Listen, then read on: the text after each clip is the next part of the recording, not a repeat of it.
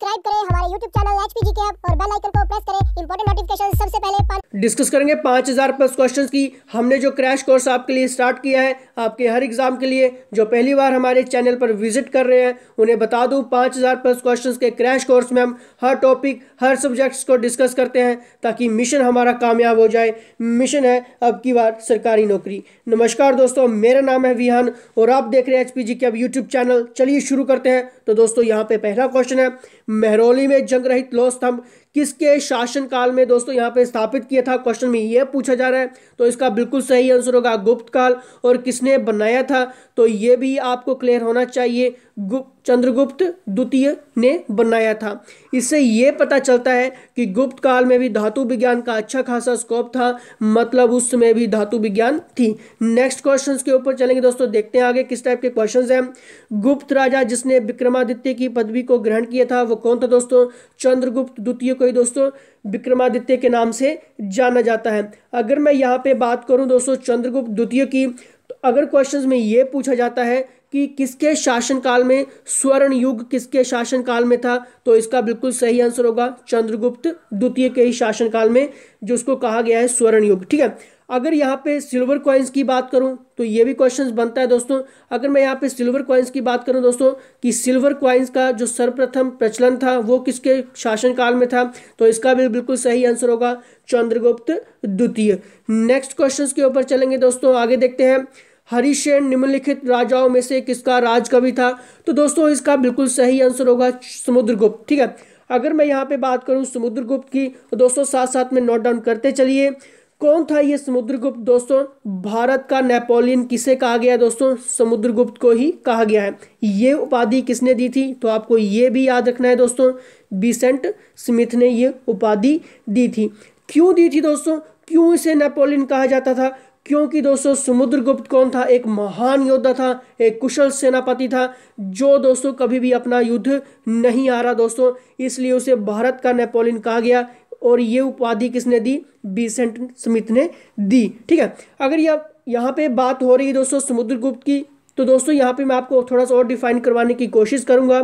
दोस्तों किसको कविराज के नाम से जाना जाता है, अगर क्वेश्चन ये बनता है दोस्तों एग्जाम में, तो कविराज के नाम से किसको जाना जाता था, समुद्रगुप्त को ही कहा जाता था। क्यों कहा जाता था, क्योंकि वो एक बहुत ही अच्छा कवि था दोस्तों। ठीक है। उसको कविताएं लिखने का बहुत ज़्यादा शौक था। क्लियर हो गया। अगर यहाँ पे बात करूँ मैं समुद्रगुप्त की और थोड़ा सा मैं डिफाइन करवाने की कोशिश करूँगा, क्वेश्चंस के ऊपर आऊँगा। हरिसेन, ठीक है, तो यहाँ से भी क्वेश्चंस बनता है दोस्तों, हरिसेन से रिलेटेड क्वेश्चंस बनते हैं। तो दोस्तों आपको याद रखना है कि कौन था ये हरिसेन। हरिसेन वो आदमी था, वो व्यक्ति था दोस्तों जिसने प्रयाग प्रशस्ति का क्या किया था दोस्तों, अपने लेखन किया था। ठीक है। अपने ग्रंथ में दोस्तों किसमें किया था दोस्तों, प्रयाग प्रशस्ति की रचना किसने की थी, हरिसेन ने की थी। किससे रिलेटेड थी, तो दोस्तों आपको ये याद रखना है समुद्रगुप्त से रिलेटेड थी। मतलब लिखी किसने थी, हरिसेन ने लिखी थी। क्या लिखा था दोस्तों, प्रयाग प्रशस्ति। किससे रिलेटेड थी, समुद्रगुप्त से रिलेटेड थी। क्लियर हो गया। क्योंकि यहाँ से आपको दोस्तों हर एक कंसेप्ट क्लियर होना चाहिए, क्योंकि यहीं से क्वेश्चंस बनेंगे दोस्तों। लिच्छवी दोहित्र किसे कहते हैं, तो किसे कहते हैं दोस्तों, इसका बिल्कुल सही आंसर होगा समुद्रगुप्त। ठीक है। ऑप्शंस आप साथ साथ में देखते चलिए दोस्तों। क्वेश्चंस के ऑप्शंस इस हिसाब से रहते हैं कि आपको एग्जाम में थोड़ा कंफ्यूज कर सकते हैं दोस्तों। तो समुद्रगुप्त इसका बिल्कुल सही आंसर होगा। क्यों होगा, क्योंकि समुद्रगुप्त के प्रयाग अभिलेख में लिच्छवी कन्या से उत्पन्न बताया गया है और इनकी माता का नाम कुमार देवी, और दोस्तों इनको लिच्छवी दोहित्र भी कहा जाता था। ये बात कहाँ से पता चलती है दोस्तों, ये बात हमें समुद्रगुप्त के प्रयाग अभिलेख से ही पता चलती है, जो अभी हमने पिछले क्वेश्चंस में डिस्कस किया। नेक्स्ट क्वेश्चंस के ऊपर चलेंगे, आगे देखते हैं। रोमन साम्राज्य की यहाँ पे बात हो रही दोस्तों। रोमन साम्राज्य के साथ भारत का व्यापार रोम पर किसके द्वारा आक्रमण के साथ समाप्त हो गया, तो दोस्तों इसका बिल्कुल सही आंसर होगा हुणों द्वारा। ठीक है। यहाँ से भी क्वेश्चंस डायरेक्ट बनते हैं दोस्तों। अगर दोस्तों आपसे क्वेश्चंस ये पूछा जाता है कि निम्न में किनके सिक्के संगीत के प्रति उनका प्रेम दर्शाते हैं, तो यहाँ से क्वेश्चंस बने हैं दोस्तों। ये जितने भी सिक्के रहते हैं दोस्तों कि इनके ऊपर कौन सी आकृतियाँ थी, किसके रिलेटेड है, यहाँ से क्वेश्चंस बनते हैं। तो दोस्तों क्वेश्चंस के ऊपर आएंगे, निम्न में किसके सिक्के संगीत के प्रति उनका प्रेम दर्शाते हैं? तो इसका बिल्कुल सही आंसर होगा गुप्तों द्वारा। ठीक है, और दोस्तों गुप्त काल में जो सिक्कों पर चित्रित आकृतियां थी वो कौन सी थी दोस्तों, ये भी थोड़ा सा आपको क्लियर होना चाहिए, बीणा बजाते हुए। ठीक है, तो यहाँ पे दिखाया गया है। अगर क्वेश्चंस आपके ये एग्जाम में बनता है कि मौर्य काल में सिक्कों पर किस पक्षी का चित्र अंकित था, तो आपको याद रखना है दोस्तों मोर। ठीक है, और किसके शासन काल में इन सिक्कों की अधिकतम संख्या मिली है, तो यहाँ से क्वेश्चंस बनता है दोस्तों। तब दोस्तों आपने याद रखना है कुमारगुप्त। ठीक है, अगर दोस्तों यहाँ पे मैं कुमारगुप्त की बात करूँ तो ये भी काफ़ी इंपॉर्टेंट रोल प्ले करता है दोस्तों आपके एग्जाम के लिए। ठीक है, तो मैं यहाँ पे थोड़ा सा आपको डिफाइन करवाने की कोशिश करूँगा कुमारगुप्त से रिलेटेड। दोस्तों इसके शासनकाल में क्या हुआ था कि जो मोर की आकृतियों वाले जो सिक्के थे दोस्तों वो सबसे ज़्यादा संख्याओं में मिले। ठीक है, और दोस्तों नालंदा विश्वविद्यालय की स्थापना किसके शासनकाल में हुई है, तो आपको याद रखना है कुमारगुप्त, इसका बिल्कुल सही आंसर होगा। नेक्स्ट क्वेश्चंस के ऊपर चलेंगे, आगे देखते हैं किस टाइप के क्वेश्चंस हैं।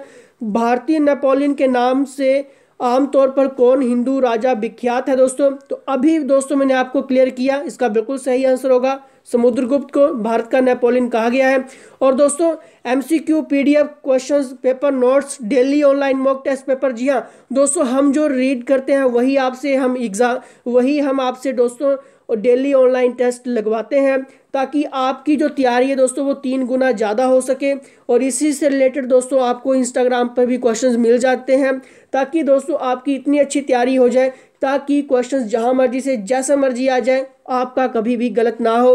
तो दोस्तों MCQ PDF notes question paper daily online mock test जो दोस्तों रात को 9 बजे लगाया जाता है। ठीक है, और mock test paper MCQ important questions के लिए दोस्तों आप इंस्टाग्राम को फॉलो कर सकते हैं। इंस्टाग्राम लिंक दोस्तों डिस्क्रिप्शन में दिया गया है, या आप सर्च कर सकते हैं इंस्टाग्राम पे HPG की। अब नेक्स्ट क्वेश्चंस के ऊपर चलेंगे, और दोस्तों आप स्टडी ग्रुप को भी ज्वाइन कर सकते हैं। हमने कुछ स्टडी ग्रुप्स बनाए हैं जहां पे हम आपको स्टडी मटेरियल आपके एग्जाम से रिलेटेड देते हैं दोस्तों, आप जरूर स्टडी ग्रुप को ज्वाइन करिए। व्हाट्सएप नंबर आपके सामने है दोस्तों। आगे चलेंगे, नेक्स्ट क्वेश्चन के ऊपर चलेंगे दोस्तों। गुप्त काल में धातु के सर्वाधिक सिक्के जारी किए गए थे, तो इसका बिल्कुल सही आंसर होगा सोना। ठीक है, मैंने क्या यहाँ पे बात की थी कि स्वर्ण युग किसे कहा गया है दोस्तों, चंद्रगुप्त द्वितीय, इसका बिल्कुल सही आंसर होगा। इसके शासनकाल में सिल्वर कॉइन्स का जो सर्वप्रथम प्रचलन था दोस्तों, तो भी चंद्रगुप्त द्वितीय विक्रमादित्य। ठीक है, नेक्स्ट क्वेश्चन के ऊपर चलेंगे, आगे देखते हैं किस टाइप के क्वेश्चन है। इलाहाबाद स्तंभ के शिलालेख में किसकी उपलब्धियां वर्णित थी दोस्तों, तो मैंने यहाँ पे आपको क्लियर करवाया है दोस्तों। तो इसका बिल्कुल सही आंसर होगा जो समुद्रगुप्त। ठीक है, क्या आंसर होगा दोस्तों, समुद्रगुप्त। हर्ष नहीं होगा, अशोक नहीं होगा, चंद्रगुप्त विक्रमादित्य नहीं होगा, समुद्रगुप्त होगा। ठीक है, रचना किसने की थी ये भी आपको मैंने क्लियर करवाया, तो दोस्तों इसका बिल्कुल सही आंसर होगा हरिशेन। किस शैली का है, अगर दोस्तों आपसे इतना डीप नहीं आएगा, लेकिन आपको थोड़ा सा मैं यहाँ पे भी क्लियर करवा देता हूँ, ताकि आपके जो कुछ स्टूडेंट्स जो हायर एग्जाम की तैयारी कर रहे हैं जैसे दोस्तों, तो यहाँ से क्वेश्चंस बन जाते हैं। अगर मैं यहाँ पे बात करूँ किस शैली का है, तो दोस्तों आपको याद रखना है दोस्तों, ये है दोस्तों चंपू शैली का। और किस भाषा में है, तो ये भी आपको क्लियर होना चाहिए, ये भाषा है दोस्तों संस्कृत। क्लियर हो रहा है? ठीक है दोस्तों, आगे चलेंगे, आगे देखते हैं किस टाइप के क्वेश्चंस हैं। फाहियान किसके शासनकाल के दौरान भारत आया था, बहुत ही सिंपल क्वेश्चन है दोस्तों, बहुत बार पुटअप हो चुका है, चंद्रगुप्त द्वितीय, इसका बिल्कुल सही आंसर होगा। नेक्स्ट क्वेश्चंस के ऊपर चलेंगे दोस्तों। पंचतंत्र की कथाओं का संकलन किसने किया था दोस्तों, तो इसका बिल्कुल सही आंसर होगा विष्णुगुप्त। ठीक है, और दोस्तों आपसे क्वेश्चंस किस टाइप के बन जाते हैं कि जैसे मेघदूत का लेखन कौन है। ठीक है, तो मेघदूत किसे का लेखन जो दोस्तों किसने किया है, तो आपको याद रखना है कालिदास। ठीक है, इसको भी हम डिफाइन करेंगे। और दोस्तों कालिदास को भारत के नाम से किसे प्रसिद्ध शेक्सपियर के नाम से जाना जाता है, कालिदास को ही जाना जाता है। इस टाइप के क्वेश्चंस बन जाते हैं। ठीक है, कालिदास की कौन कौन सी रचनाएं थी, कौन कौन से ग्रंथ थे, ठीक है, किसके शासनकाल में था वो, किससे रिलेटेड है दोस्तों। ठीक है, तो यहाँ से क्वेश्चंस बनते हैं। नेक्स्ट क्वेश्चंस के ऊपर चलेंगे, आगे देखते हैं। निम्नलिखित में से वह व्यक्ति कौन है जो चिकित्सक नहीं है, तो इसका बिल्कुल सही आंसर होगा दोस्तों चबार्क। कौन था दोस्तों, ये साइंस से रिलेटेड है दोस्तों, साइंस रिलेटेड दर्शन के लिए ये जाने जाते हैं। ठीक है, नेक्स्ट क्वेश्चन के ऊपर चलेंगे। प्राचीन भारत के विख्यात चिकित्सक धन्वंतरी ने अपना परामर्श किसके दरबार में दिया था? तो यहाँ से क्वेश्चंस बनते हैं दोस्तों। ठीक है, अभी आपको पूरा का पूरा यहाँ से कंसेप्ट क्लियर होने वाला है। ठीक है, चंद्रगुप्त द्वितीय इसके बिल्कुल सही आंसर होगा दोस्तों। साथ साथ में नोट डाउन कर लेना, क्योंकि यहाँ से हम बहुत ज़्यादा इंपॉर्टेंट बात करने वाले हैं। कालिदास किसके शासन काल में था दोस्तों? चंद्रगुप्त द्वितीय। बेताल भट्ट की बात करेंगे, किसके शासन काल में था? तो चंद्रगुप्त द्वितीय, क्योंकि यहाँ से क्वेश्चंस बने हैं दोस्तों। ठीक है, बारामहीर की बात करेंगे, किसके शासन काल में था? चंद्रगुप्त द्वितीय। बररुचि किसके शासन काल में था दोस्तों? तो इसका बिल्कुल सही आंसर होगा चंद्रगुप्त द्वितीय। अमर सिंह की बात करेंगे दोस्तों, किसके शासन काल में था? चंद्रगुप्त द्वितीय। शंकु की बात करेंगे, किसके शासन काल में था? चंद्रगुप्त द्वितीय। ठीक है, घटकर पर किसके शासन काल में था? तो इसका बिल्कुल सही आंसर होगा चंद्रगुप्त द्वितीय। ठीक है, तो आपको यहाँ से क्लियर होना चाहिए, सभी चंद्रगुप्त शासन काल के ये प्रसिद्ध ज्ञानी व्यक्ति थे।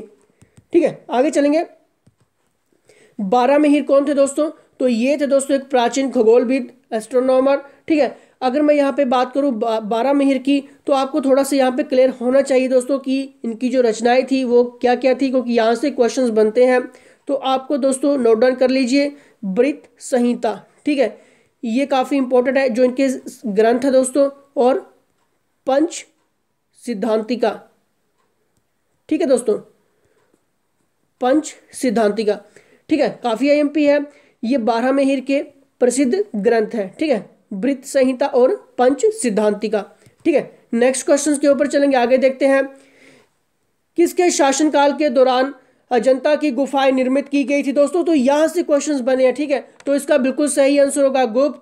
और अगर क्वेश्चंस आपको घुमा फिरा के पूछा जाता है कि अजंता के अंदर जो चित्र है दोस्तों वो किसके संबंधित है, तो आपको याद रखना है बौद्ध धर्म से रिलेटेड है।